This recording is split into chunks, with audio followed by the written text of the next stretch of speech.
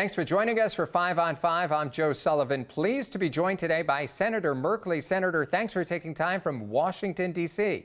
You're welcome. It's great to be with you. What's your reaction to President Trump sending the National Guard and Marines to the protests and what some people are calling riots in Los Angeles? Well, I must say what he's doing is pouring fuel on the fire. To go past the request of the governor of California is something that hasn't been done since the civil rights era, and that's when governors were blocking access to civil rights, the voting rights by our African American constituents, our citizens. And then to talk about sending in Marines, he's doing this all to distract attention from his so-called big, beautiful bill. This big, beautiful bill is before the Senate. He doesn't want America paying attention. What this bill does is it strips health care from 16 million Americans to pay for, well, tax breaks for billionaires, leaves 4 million children hungry. Why? Tax breaks for billionaires. It's families lose and billionaires win. And in the meantime, runs up our debt as well. So a terrible bill. And this is all about distracting Americans from paying attention while this bill gets through the Senate. Let's talk a little bit more about that. Oregon Congressman Cliff Bentz has repeatedly said that Republicans are not cutting Medicaid. What's your response to that?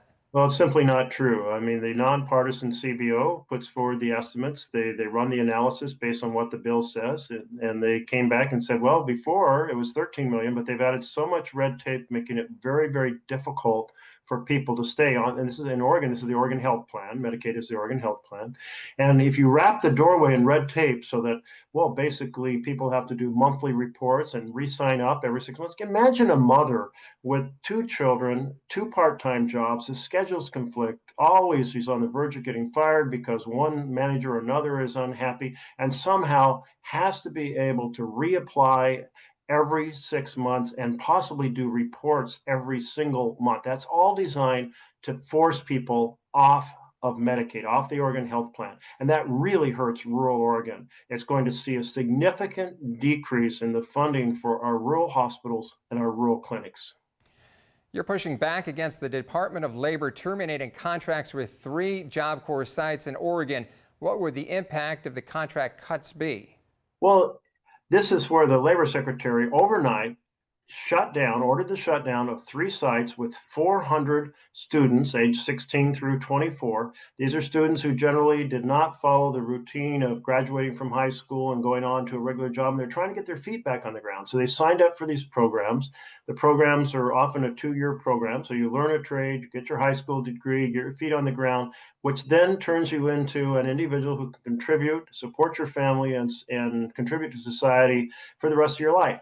And shutting these programs down overnight, it's a betrayal of those 400 students in Oregon. It's a betrayal of the 25,000 students nationwide. And quite frankly, it's unconstitutional because Congress funded this program and the president signed the bill. So here we are with this unlawful, unconstitutional shutdown. And I'm glad the courts have intervened and said, no, not so fast. You can't do this. And I certainly hope they maintain that. I am lobbying the labor secretary, Lori Chavez DeRemer from Oregon, to reverse this horrific decision. All right, we'll take a quick break and be right back with more from Senator Merkley. Welcome back to part 2 of our 5 on 5 with Senator Merkley. As a ranking member of the Senate Budget Committee, you're leading the charge to oppose what President Trump calls one big, beautiful bill. Where does this bill currently stand in the Senate? Well, right now, what we have is a process called the Byrd Bath, and that's named after Robert Byrd of West Virginia, that says no policy elements can be put into the bill. And a ton of policy elements were put in by the Republicans in the House of Representatives. So we're holding a dialogue with a parliamentarian. The parliamentarian weighs, is this budget or is this policy? And if it's policy, it's stripped out. So we'll be doing that for the next 2 weeks. We also have the Senate committees proceeding to rewrite their sections of the bill. So they are not necessarily agreeing at all with what the House prepared. And as they rewrite those sections, we'll get a new cost estimate. Remember, our last estimate was that over 30 years, this will add $52 trillion to the debt of the United States of America. Realize this is a massive amount of debt that compromises the ability to have programs in healthcare, housing, and education for the next generation. So this bill not only hurts families now, it hurts families in the future. The one thing it does do is enrich billionaires, and that doesn't make for a better America. This bill should have a stake through its heart and should be hidden in the deepest part of the deepest ocean. How would your End Crypto Corruption Act address and curb what you refer to as crypto-related corruption that the Trump administration is engaging in? We have never seen corruption like this from a U.S. president. He's basically saying, buy my digital coin, called a Trump coin, and you'll get access and influence in the U.S. government. As one CEO said, I bought $2 million of those digital coins. You can't use them for anything. They're more like digital baseball cards for trading, if you will. And he said, I want to buy $20 million because I really want to influence the trade policy between Mexico and the United States. Trump said, hey, the top 220 folks who buy more of these coins than anyone else will get a special dinner at my golf estate out in Virginia, and he held that dinner 2 weeks ago.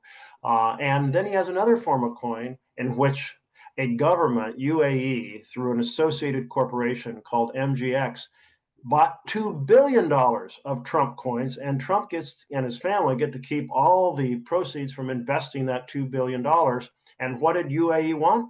They wanted advanced AI chips. They asked for them in March. They proceeded to offer to buy $2 billion of Trump coins. They bought them, and then Trump has delivered to the UAE, United Arab Emirates, a commitment to build an AI center, and a world-class AI center in the United Arab Emirates. This is U.S. government up for sale. It's massively corrupt, and my bill would put an end to it. We've got about a minute left. Is there anything else you'd like our viewers to know about? We are in the moment where we have a deferential Congress, subservient court that is enabling a slide towards a strongman state. Our core institutions, our core checks and balances are in danger. I appreciate the 15,000 Oregonians who came out to my town halls largely to say, do everything you can to save our republic. Together, as electeds and as citizens, let's do everything we can to save our republic. Senator Merkley, thanks for joining us from Washington, D.C.